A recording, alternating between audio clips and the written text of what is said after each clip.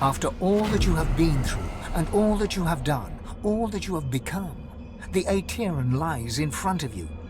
Divinity is yours to take, or to sacrifice.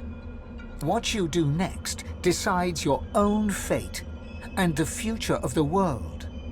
What shall you do with Divinity?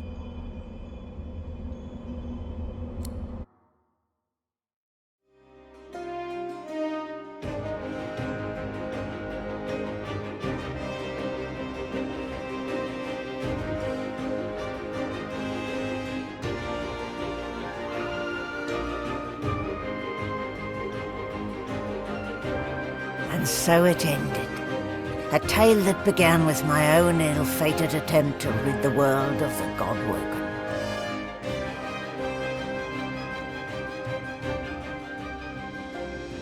When the dust settled, no new divine had risen. Instead, all Source was released into the world for all the people and every creature to share. Everyone was now a sorcerer. And united, the peoples of Rivellon pushed back the God King into the very depths of the void. This ushered in a new golden age of peace and prosperity. But alas, it was not to last. With many greedy for wealth, power and position, the struggle soon began anew. Source, the very language of creation, was used in violence once more. The never-ending contest for power continued. As for me, I was freed of the tyranny of the God King. To atone for my sins in this world, I spent the rest of my days taking care of the sick and elderly. I would tell the story of the Godwoken to anyone who would listen. The story of the greatest heroes Rivellon had ever known. The heroes who chose not to close the veil.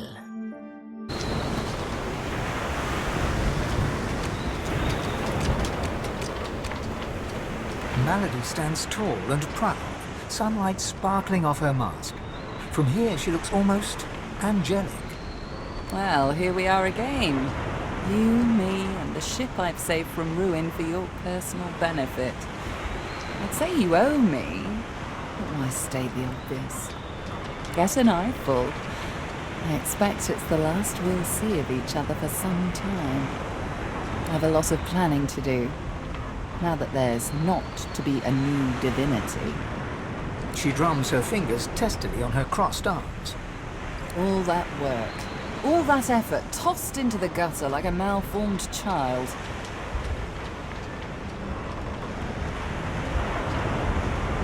The same way I do everything, of course. Demonic guile.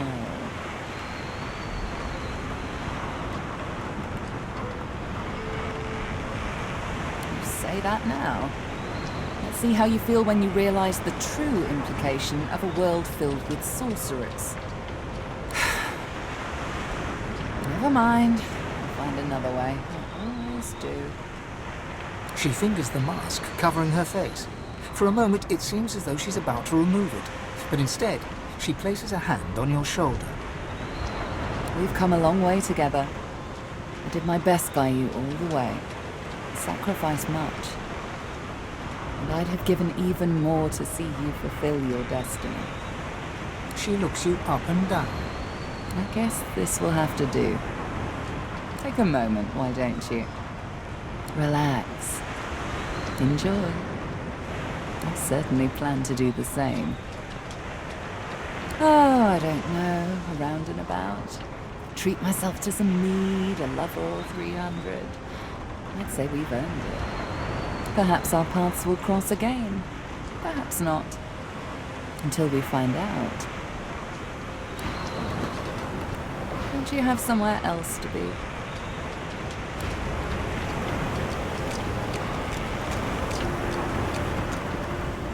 Well, look what the cat dragged in. A Godwoken. But what good is it to be Godwoken when Source is now a free-for-all, and there is no divinity to be had?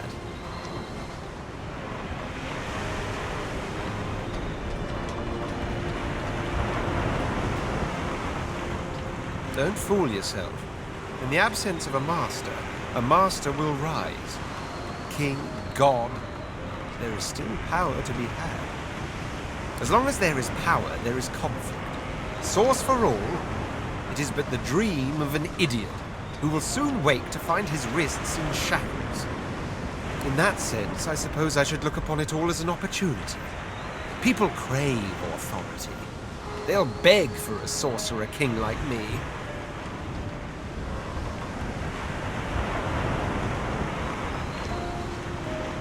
Please, I'm not a dilettante. He sighs, which seems to ease his surly countenance. But come, we've travelled too long by one another's side to end with an argument. We'll not part on bad terms, will we? Home. After all, I've dragons to raise. I need to teach them to be good boys and girls before they set the entire world on fire. There may be an accident or two along the way. Can't be helped, I'm afraid. I do so long to see my palace again. The Forbidden City.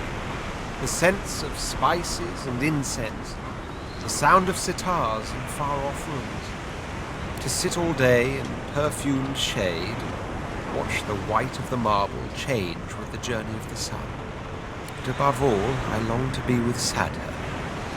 Long to finally have the time to love. Oh, but before you go, remember how when we first met, I took you by the jaw to inspect your teeth? Not something one forgets in a hurry. Now, if you recall, as per your own testimony, you've no culinary skills, you lack a sense of fashion, and you've little or no regard for personal hygiene. A damning assessment, if ever there was one.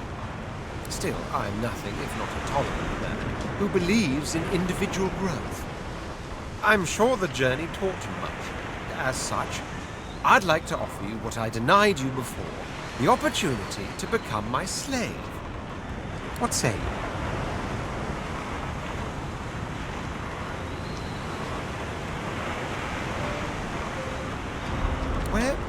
But where are you going?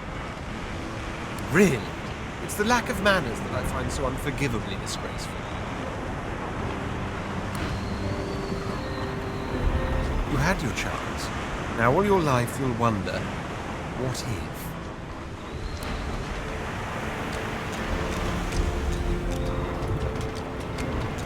You escaped an abominable prison and confronted the king of all gods only for Divinity to slip your grasp. A rather poetic arc, don't you think? Now that I am clear of mind and free of intruders, I'm wondering if it isn't time to share my learnings with the less enlightened. And to that end, I have a few ideas worth considering. Once I've come to a conclusion, I promise you'll be the second to know. Until we meet again, look away from the past and into the future. There is so much work left to do.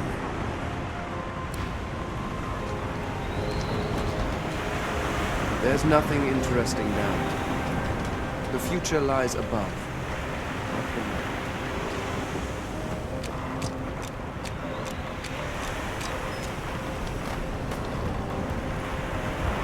Got to admit, I'm all about returning the power to the people, but I never could have seen this one coming. He eyes you slyly, but consents to one final tale. The beast of the sea rose triumphant, guiding his fellow Godwoken from an island prison to a final hurrah. He boarded the Lady Vengeance, now inexplicably whole due to magic a beast could never understand, and returned to his homeland. Then began the process of rebuilding, restoring trust, handing out hope, serving his people. Huh. Guess that one doesn't really end with a bang. But that's alright. You know, it's a work in progress. High up there!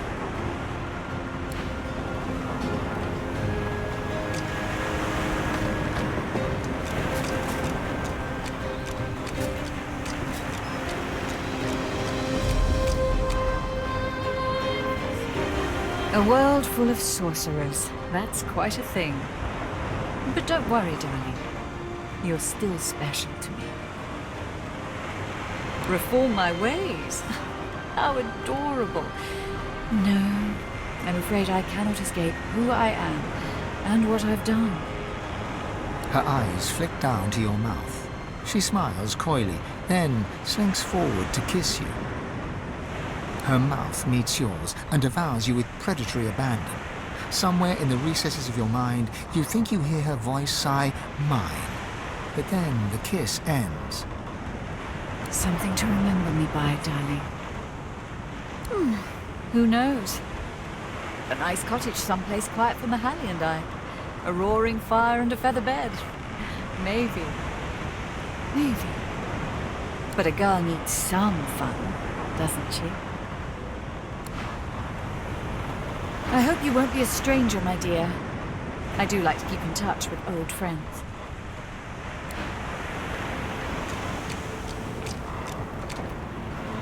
I feel weird, like I've got ants crawling in my belly. There is a matter I must attend to, however. My payment for all the stuff I've done for you. That'll be... He taps his fingers and mouths silently while he counts, until he arrives at an acceptable figure. 1,300,000 dozen and 50 gold pieces. Now pay up. Oh yeah? What's that?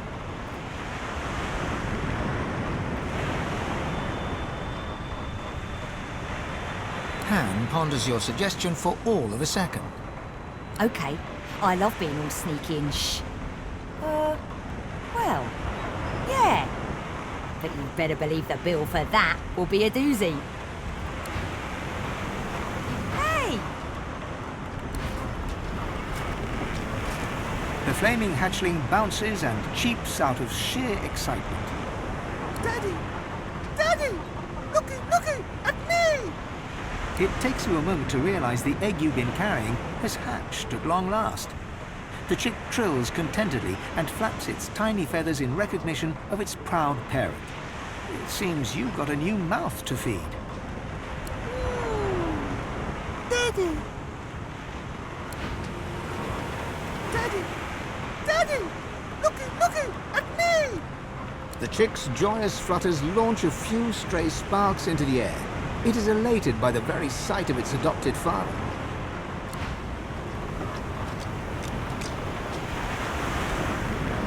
Hey there, Chief. So, a world full of sorcerers. What do you make of it?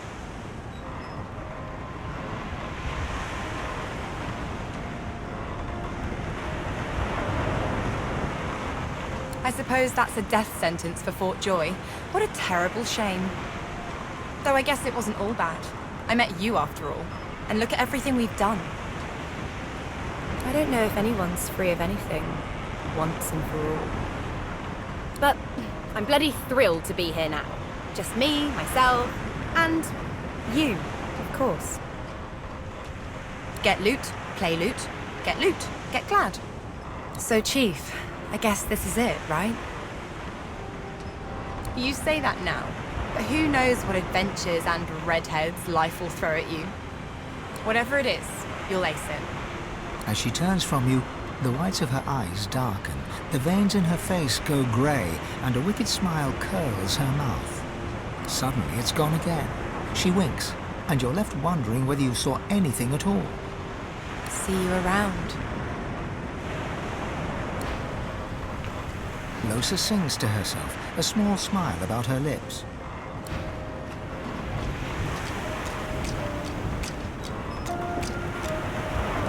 Source of all, eh? Bold move, I'll grant you that. I didn't think anyone considered the little people anymore. I don't know yet. Perhaps peace will reign and all will be equal. Or perhaps you've bestowed great power on undeserving children and turned them loose on each other. Time will tell, I'm sure. That is the question, isn't it? How does one top the greatest feat of necromancy ever conceived? I might have the answer to that. Tell me, have you ever heard of Gustavgen? No, of course you wouldn't. It's a written language, unreadable to most, but myself naturally. It comes from a mysterious race from another world, beings that feed on minds. I intend to seek them out. This Gustavgen seems to guard portals to their realm. And once I've uncovered one, well, why settle for being the greatest mind in just one world, when there's another for the taking? If you gave everyone in the world an equal share of gold, do you believe all theft would cease? No, of course not. Just something to consider.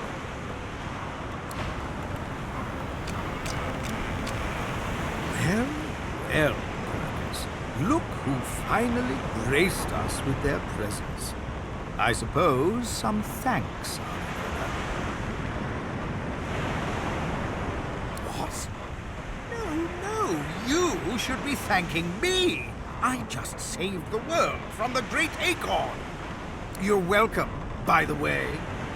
Honestly, Quercus, some creatures have no sense of perspective.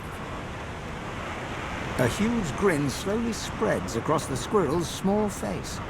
Of course, had you not stopped this God King and his lackeys, there would have been very little left for me to save. So? The cat moves forward, twisting around your legs and filling the air with the sound of dry, dusty purring. Ah, Quercus! Please, have a little decorum. Quercus arches his back, almost dislodging Silora, who just smiles. This battle is won, my friend, but we still have a war to fight. We've undone the Great Acorn, but the Knights of Dre are still out there. They summoned the Great Acorn once. They will be able to summon it again. We have to destroy their order, once and for all. That is the future Quercus and I have ahead of us. We no longer need a shield, but we are very happy to have a friend. The squirrel tenses for half a moment before relaxing into your fingers. Ah! Oh, hi, Quercus. You never told me it felt this good. Well, that was certainly an experience. Of course, this has all been something of an experience, eh? But of course, what else should we expect from our glorious shield, Quercus? I never thought I would be proud to have befriended a giant. But there is no one Ow! Quercus! There is no one that we would rather have walked this world with. I do not know what comes next for you, but you will always have a friend in the forest. Come, Quercus, we must... Oh, I think you have something in your eye, my friend. The cat curls up and snuggles into his squirrel friend, who quietly sits and sniffs on the deck. The squirrel smiles, nods, and pats you on the leg.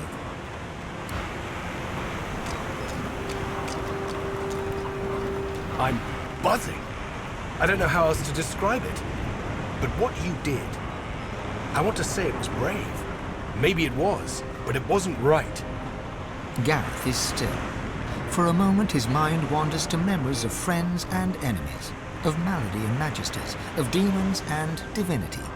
He is then present once more, though hardly animated.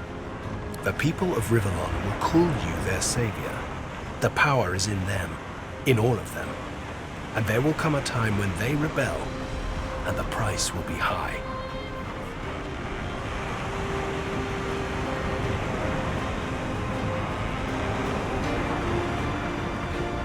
A meaningless promise. You've blessed them and cursed them with a single choice. You didn't reveal your altruism. You revealed your greed. Power will be shared among the evil and the good, the light and the dark, the sky and the earth. They will enjoy equal source light, yes, but they will not be equal. I find a way to fit. I wasn't just content to lurk in Lucian's shadow. I was his shadow. Now I stand in the sun as my own man. I just don't know who that man is. So I find out, on my own away from the storm that surely comes. The God King is defeated, but the door to the void is open, left there by the man I once thought would be divine. Gareth greets you in thoughtful silence.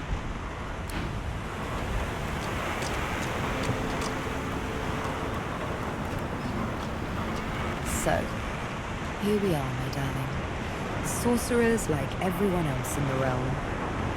A bit boring to be so unexceptional all of a sudden, isn't it? Then again, I suppose they can't fit all of us in Fort Joy.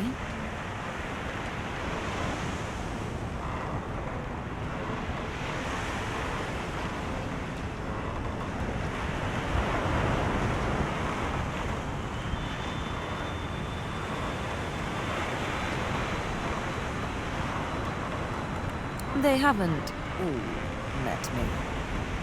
Ah well, some things just can't be helped. That quite depends on you, I suppose.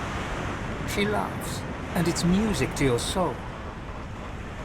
We want each other, after all. We love each other, after all. Let others play the game of gods. Love conquers even divinity. Sabine cups your cheek in her hand, and in her soft cat's eyes you can read the prospect of tender days to come.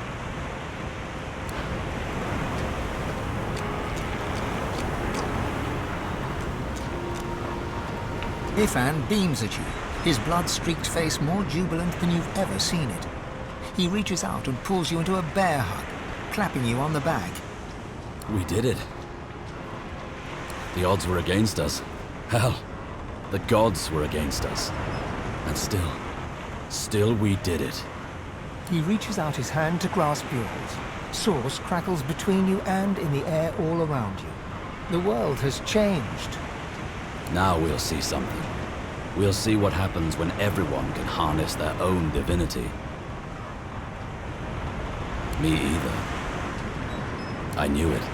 From the first time I met you, I knew you were special. And this proves it. With a world full of sorcerers, we should be able to make short work of the Voidwoken. Fane nods, but his mind is elsewhere already. He looks different somehow. A vestige of command has returned to this ex-soldier. We'll need supplies. Source-forged steel, war owls, a central command from which to run sorties. What do you think? Is Arx the right location? Seeing the look on your face, he laughs and shakes his head. Old habits die hard. But I'm willing to bet these Voidwoken will die harder. With that, Fane salutes you. He whistles up his soul wolf and strides off to make arrangements, looking from head to toe every bit a leader of men.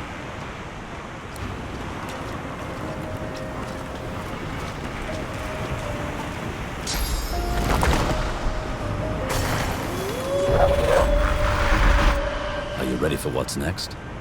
I know I am.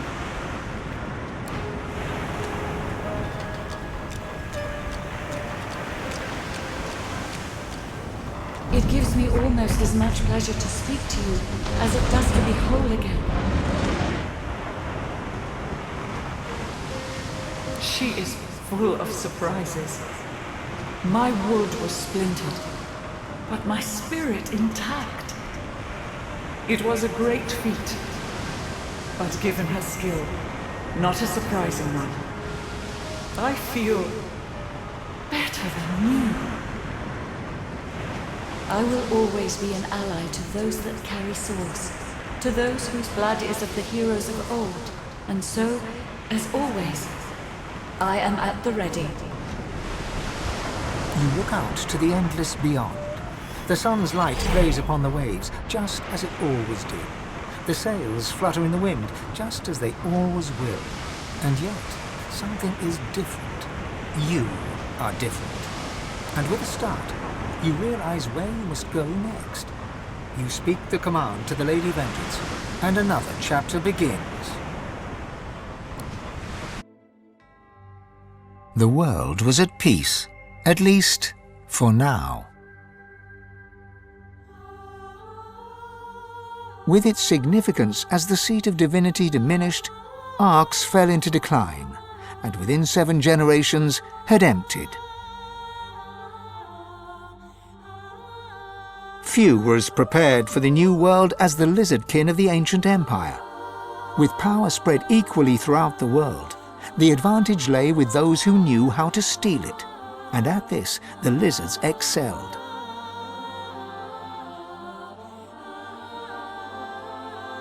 Justinia returned to her throne. Under her rule, the Dwarven kingdom prospered, until 2 years later a jealous lover stabbed her in the heart with a mutton fork.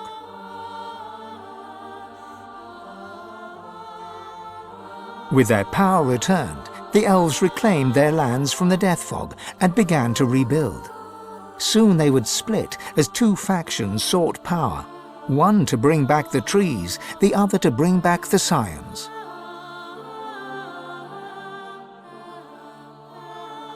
A dwarven joke did the rounds. It ends with the punchline, "So Lucian dropped the Death Fog on them again."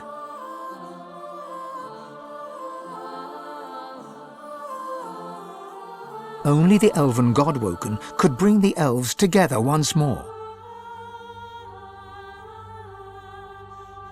And in a dark forest on the far side of a desert, well beyond the high seas, the Black Ring came together once more.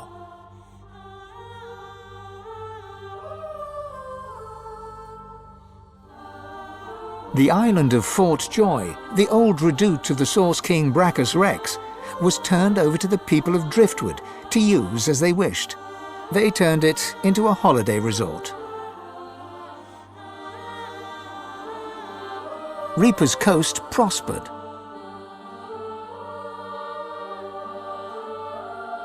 The fisheries returned, and the fertile farmlands produced the greatest harvests the surviving farmers had ever seen.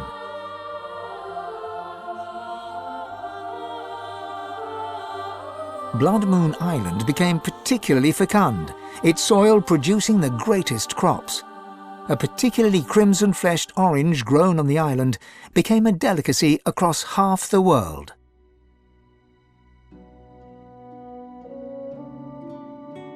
The black pits took fire. The oil there burns still.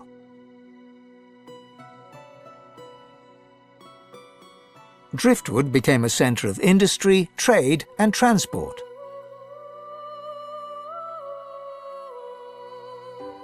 Lohar became mayor, and Brayton Barnes grew rich, until, after a public argument over import duties, Barnes died in an accident, buried under several tons of fish, and also stabbed in the back with a gutting knife.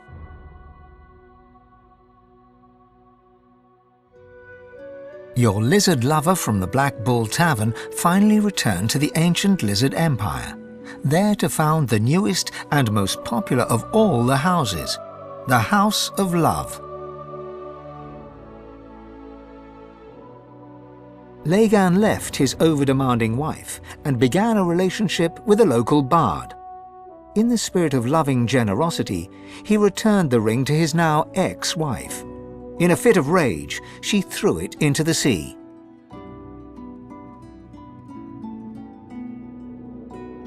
You would never forget Dorothea's kiss. Dorothea herself left Driftwood for the ancient empire, ever in search of the perfect kiss. She never found it, although once or twice she came close.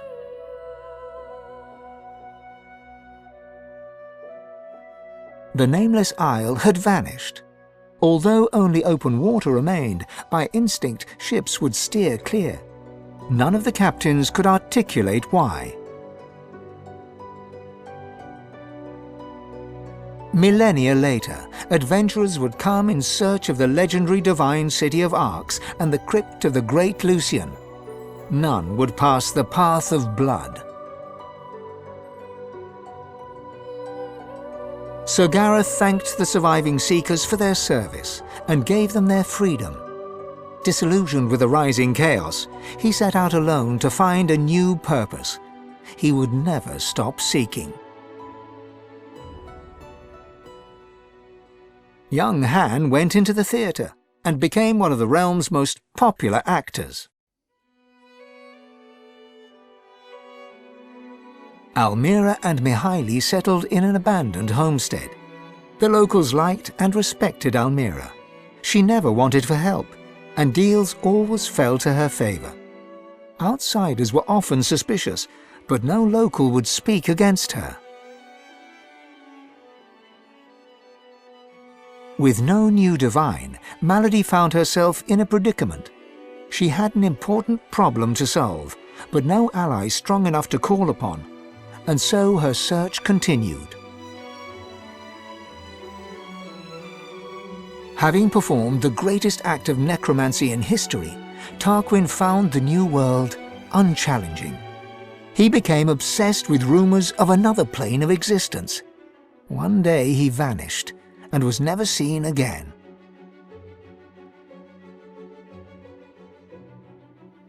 With the source released to the world, Ahu the wizard spent more and more time as a cat. One day he decided he would not change back.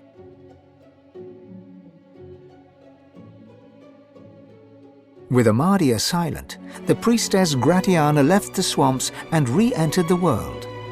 With more undead than ever before, she founded an abbey in the Dragonspine Mountains, offering them shelter from hatred and fear.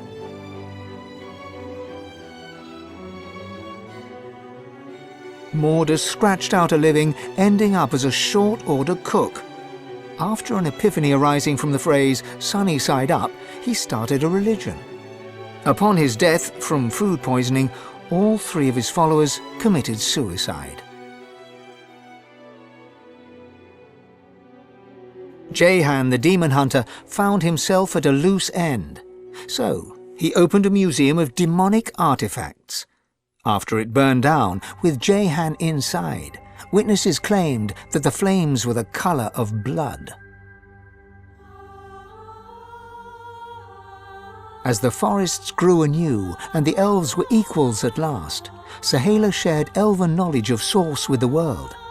But some elves disagreed and plotted against her.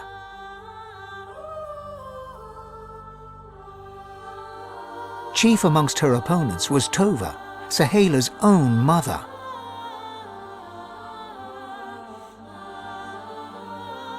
The Beast of the Sea returned to the Dwarven Kingdom, this time as a lawmaker. After a very public blunder, Marcus eschewed political power and returned to the sea. The Beast and the Lady Vengeance sail on.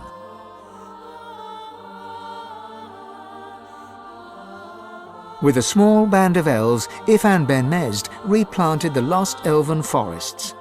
After the first fresh shoots broke the earth, he disappeared and was never seen again. Some say Afrit, his soul wolf, walks the forests still.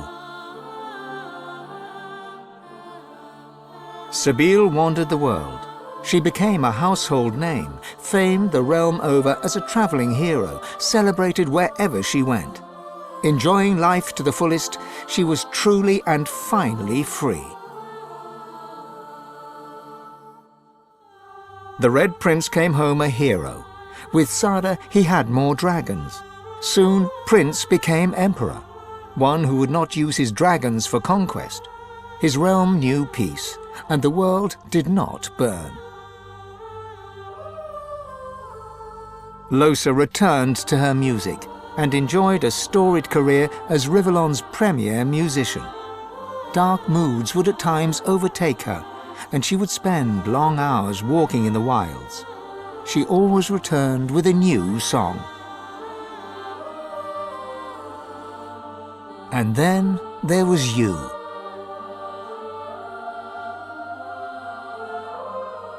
You returned to the world a sorcerer among many.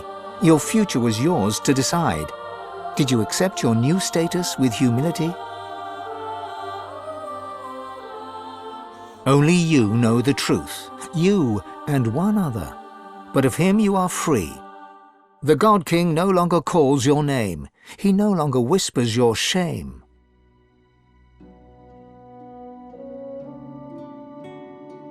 Only you know if you atone for your sins.